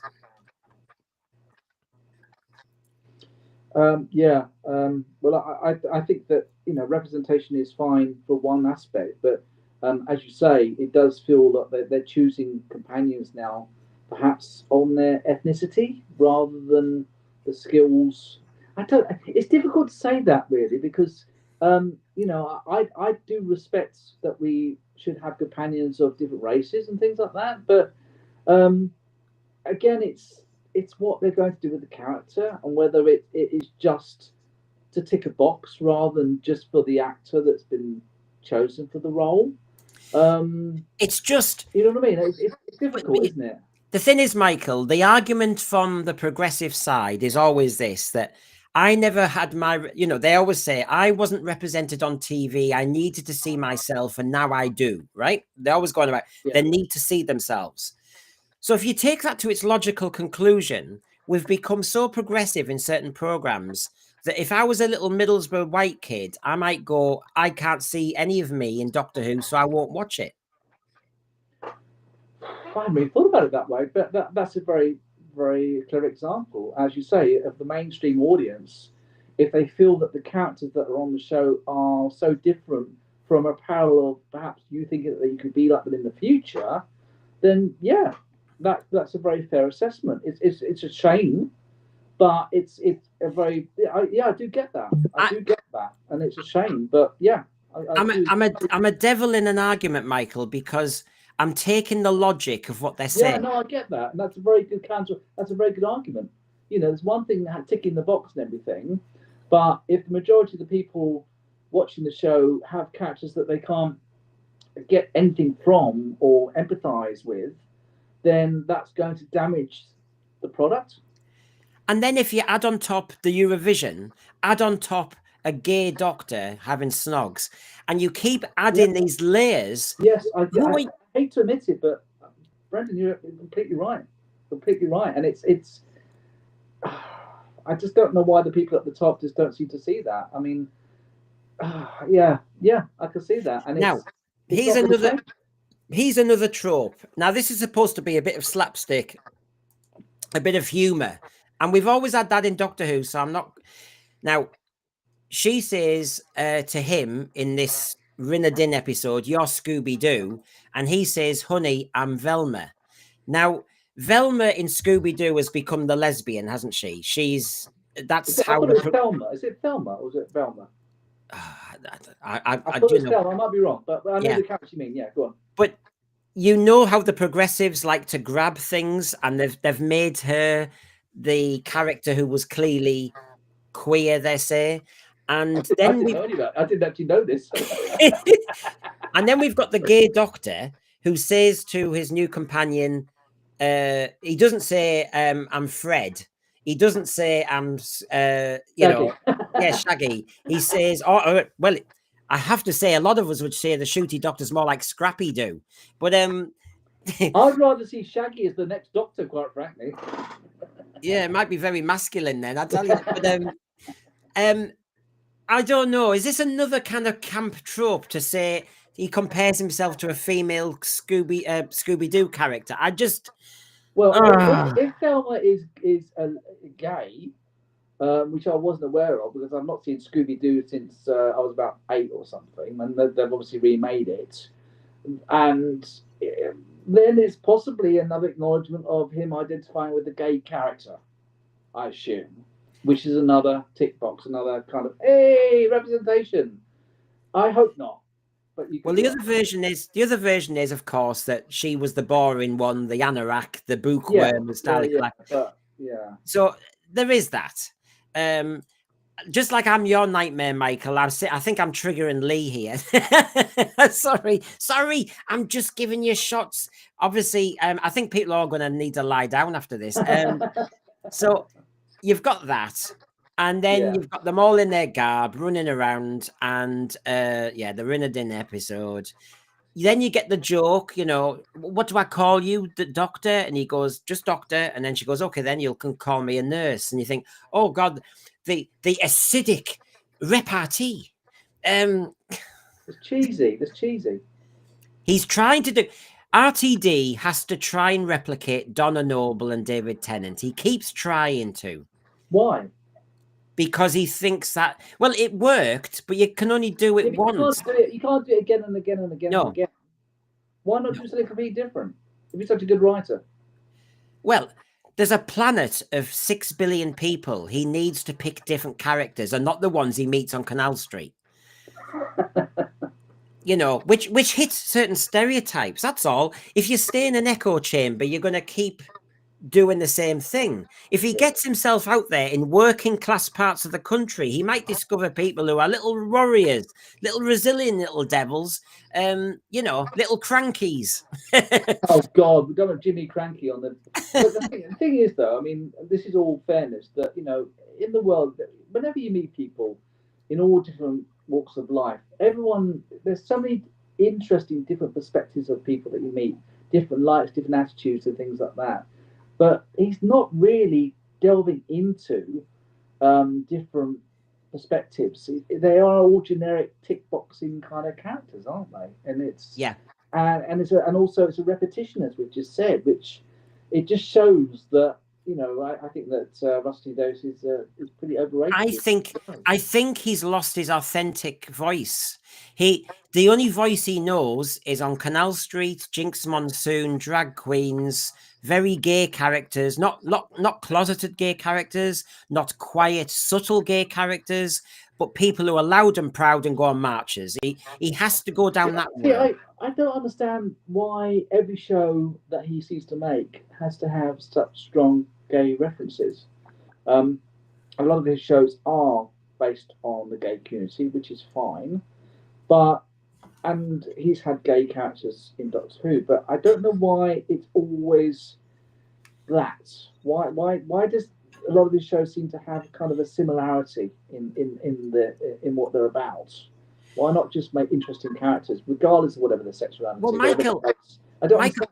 I could throw this at him in a different way. I could say, you've represented the gay world so well, RTD, in everything that you do. Yeah. Are you biased or discriminatory against every other type of personality out there? Because it's almost... Well, you do get that impression. But then it's no good people telling us we're phobes and ists when he is actually really overrepresenting a certain part of society. Look, we have gay rights in Britain, right? That's done. Gay adoption, gay marriage, go. So I don't know what the fight is. I don't know where these dark times are he talks about. So why is he obsessively trying to show? And by the way, hopefully I don't come across as camp and all the rest of it. The point is, the gay stereotype is a stereotype, and he doesn't like the handicap stereotype with Davros. So why can't he break out of these traps and just give us more three-dimensional people? It just seems to me that he's almost like a heterosexualist and a Caucasianist or something. And I don't know why. I don't know. The more when Doctor Who first came back, I wasn't so aware of it back in 2005. And yes, it was 20 years ago. It was a long time ago. But now it's just everything that he seems to do is flying the flag, and a lot of people in the gay community, they don't want that. So I don't know who these people are who are so happy for rainbow flags in Doctor Who this week, and let's paint the TARDIS, rainbow coloured, and again, it's no storyline. I know I keep saying it, but I just want decent storylines. I want to go into a world of the TARDIS and the Doctor traveling and encountering folks, and we're not getting it. And I don't know how the BBC can. I don't know if they'll. I mean, do you think this is like, how like in the 60s you had like the hippies and all this sort of stuff, and you had the modern rockers in the 50s? Maybe the 2020s will be this prominent kind of tick box woke thing, and then we'll get past it and a bit more in the middle, so you can have representation, but not so in your face. But it seems to me that a lot of current stuff does have this very prominently. And Rtd'S is the one at the top. He's the one who's literally every single episode has got to tick boxes and make the minority people very, very happy, and they are a minority. And the mainstream, and we've said it many times before, I thought, well, stuff this. This isn't my Doctor Who. I'll go and get an old Blu-ray and watch that one instead. An episode but you can see really enjoyed. You can see the development of this in our society, because the Ace character was one of those characters. I saw them at school after a while. It was against the school uniform, but they started wearing badges. Yeah. On their haversack, on their uniform, and you had to always keep bollocking them. But it's because they didn't feel as though they were anything, and all they were was the totality of their badges. Yeah. And you see it now on Twitter and on anybody's profile where they put the Ukrainian flag, this flag, be kind. Yeah. And everybody is trying to pretend there's something by hiding behind badges and labels. Yeah. You then come to TV programs where showrunners now just put the episode and characters with lots of badges. They don't have any complexity. They're just a gay doctor oh, she's going to be an ethnic companion. I just feel as though we've gone backwards quite a way.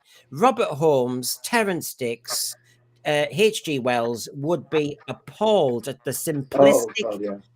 It's simple, it's babyish, it's infantilized, it's all. Can you see my badge? Here's my badge. Yeah, no, but what about you? We judge somebody by their character, not by the badge they're wearing. And I think Doctor Who has fallen into this under RTD. I agree. I agree entirely. And I'm still so surprised that when I heard he was coming back, he took it this direction. Because obviously a lot of people didn't like Chris Chibnall, and he actually made it worse. I actually think the Chris Chibnall era is actually better than the Rusty Davies era too. And it's interesting what you're saying about how the complexity of characters. I mean, you think about the characters in recent Who, they've been very just two dimensional, and you've got no empathy for the characters, and you don't really care about them. They're just, and you think about some of the classic characters and Sarah Jane Smith, and just how well written they were, and just how you really connected with them, and you really care for them, with these fictitious characters. You know, I mean, and you just don't get that in contemporary Doctor Who. And then I mean, I don't know why. People are making good points here. I'm flashing them up. Dalek Lives Matter. It should be representation based on the audience and what traditionally made it successful. And then Jamie Tron makes a very good point. If everything's about labels and the outer badge, we're just promoting divisiveness instead of saying, oh gosh, Michael, you're a human and I'm a human. Oh my God, we must have some things that we get on. You know, you live on the South Coast, I live on the North Coast. That's not a division thing. You know, here's my badge. I'm a Northerner. You're a Southerner. Oh. No, we're both humans. You know, we seem to be finding division rather than saying, isn't this? Lots of sci-fi used to say it's humanity. We used to always talk about it doesn't matter. As a general, I mean, humanity as a general, yes. And I just think, unfortunately, with the narcissistic style of writing nowadays, we're going in the opposite direction to what sci-fi used to do. Yeah, this is a strange thing, isn't it? How can you forget some of those elements which are written in older science fiction, which were so clever and complex, and just to kind of strip it down to the basics and generalize the characters into, oh, that's a ethnic minority, that's great. Oh, that character's a lesbian, that's great. Oh, that character, it's like, I don't know. It's such a strange one. I mean, I just don't see. They've put themselves in the corner now with all this, and I have no idea. I mean, I'd be fascinated to see what Doctor Who would be like in 10 years' time. Imagine if it carried on for another 10 years and RTD left, and whether it could recover, and it could be like, because you get this in long-term series, you can get them where they have a big dip for a few years and it comes back. Yeah. But Doctor Who has really been on a dip since really heading towards the end of the Capaldi era, which was 2017, I think it was 18. That's quite a long time for a dip. So the thing is, Michael, sci-fi fans tend to be quite clever. And as Heather says here, perhaps they ought to go back in time to hear the Martin Luther King I Have a Dream speech. Then they might learn to judge based on the content of character, not the colour of skin. We've gone so far back. Now, you see, sci-fi fans are normally quite savvy, quite political, right on the money. Yes. That is not the audience to infantilize and patronize. Yeah. Yeah. Well, us science fiction fans, our philosophy of the world is different because science fiction brings so many interesting ideas and concepts, and I think that we all know that our science fiction fans are highly critical of bad science fiction or ulterior motives in these shows, which a lot of modern shows are showing literally. And I think that really what annoys me the most about this trailer and what I've heard about season 2 or series 15, which really is, because I can't be bothered with all these repetitions things, is that they should get some people like us, people who actually write very well written science fiction, some great ideas. People like who do the Big Finish. Some of those people, I mean, I don't follow them, but I've heard some of the stories that they make are fantastic. Now, why on earth don't the BBC just think, okay, the show's really not doing well now. We've tried to do too much messaging. We are alienating the mainstream audience. Let's get, because don't forget that, big Finish Doctor Who fans, they can still make good written science fiction, which is more accessible to the mainstream audience. And that is where they should go. They should do that and get Doctor Who written by Doctor Who fans.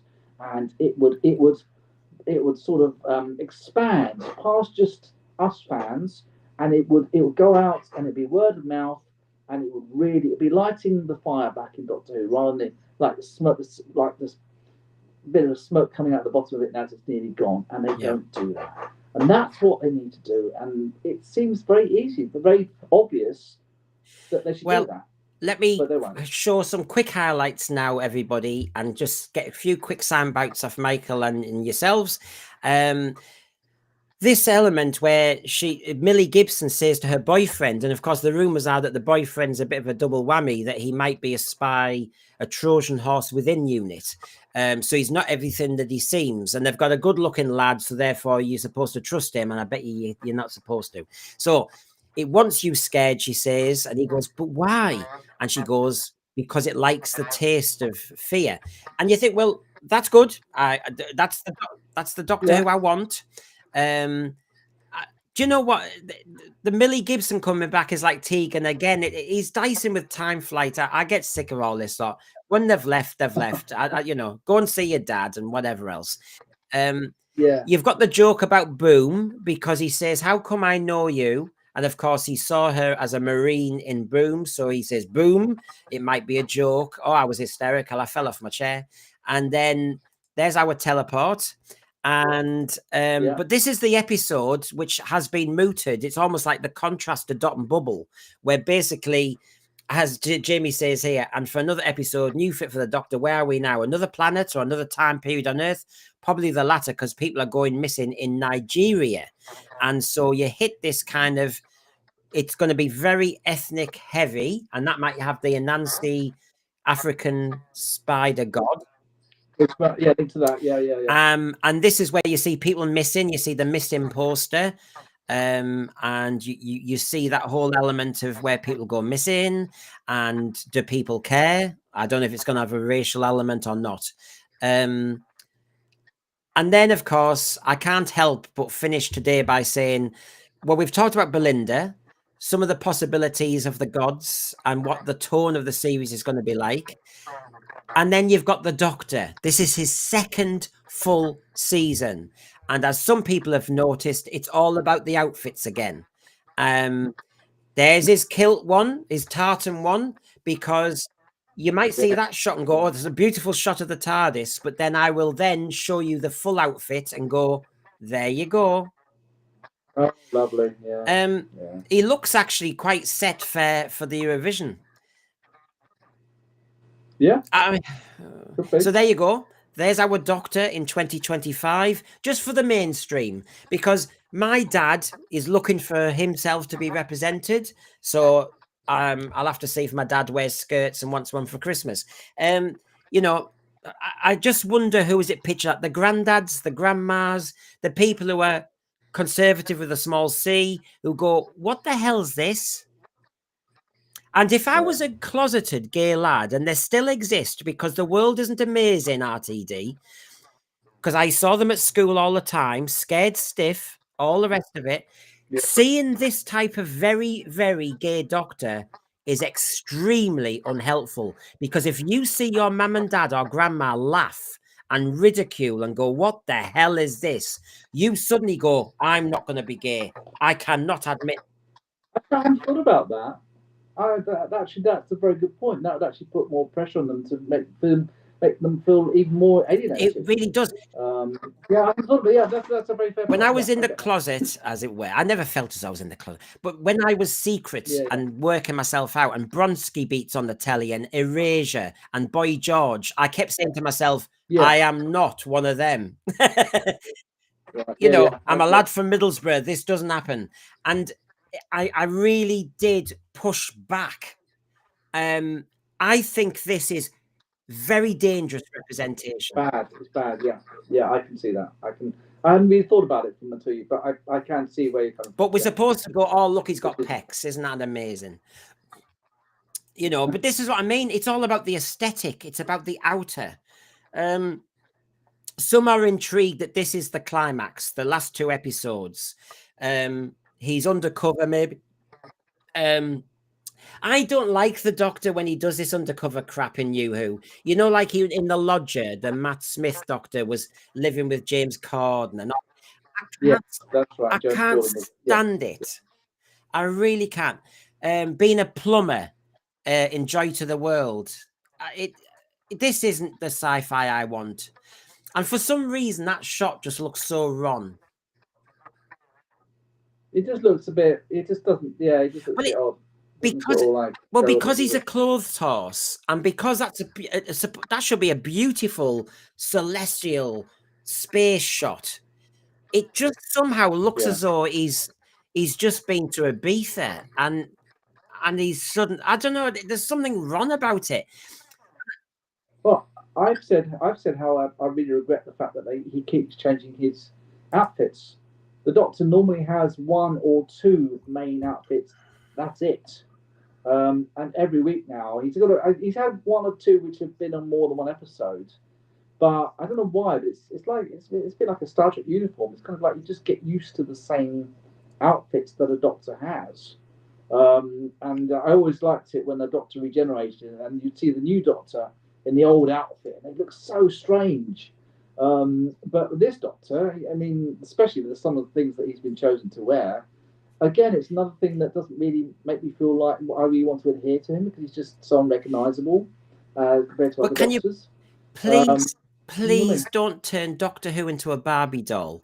Don't turn Doctor Who into an action man where for Christmas you get. Well, the court, you mean? Oh, yeah. Yeah. And so, you know, he's got all the bling on his fingers. He's got his skirt on. You know, so we're getting a lot of that. There were some ghostly moments. There were some moments that kind of grabbed my attention, but I think they're all going to be enclosed in 1 or maybe 2 episodes, and that's it. And just to kind of cheer you up before I go, I've mentioned everybody. Christopher Chun's in it from Slow Horses. And of course, RTD says he plays a tough trooper who finds himself. Oh, good. That's going to be an interesting one. Then, yeah, isn't it? So maybe he finds his sexuality as well. And well, that's what it indicates. Maybe they couldn't get Jonathan Groff back, so they thought, well, get him another fella. So there you go, Michael. My job tonight was to cheer you up. Thank you. No, it's been very educational. I watched the trailer many times last night, and I said to you, I actually enjoyed watching it, and I thought it's better than season 1's trailer. The production values are great. Yes, I agree with Farsight. The beginning was with that drape was flat and dull and very uncreative and unnecessary, actually. I still think Doctor Who in its current iteration gives too much away. I'd rather the mystery. I really would. I'd rather just not know what the hell's going on. I mean, you couldn't deliver Earthshock anymore, it seems to me. You know, you'd know that the Cybermen are coming back. I just think we've got to pull back, and I know fans always want more, but just give us less, and stop spoiling it. But the more I've looked at the trailer, and this is what happens with Rtd'S Doctor Who, isn't it, Michael? On the surface, it can look exciting. It looks good. The more you look at it, the more you seek logic and rationale, the more you go, oh dear. Yeah, it's like basically he's offering you, but when you take a bite, inside it is Marmite, and I don't like Marmite. So he's offering me a Marmite chocolate bar. I think it looks nice on the outside. It looks really something I'm going to enjoy, but I don't know if I'm going to like the taste. Yeah, well, I'll cheer you up here. We are Doctor Who fans. This is what we want, and I want this.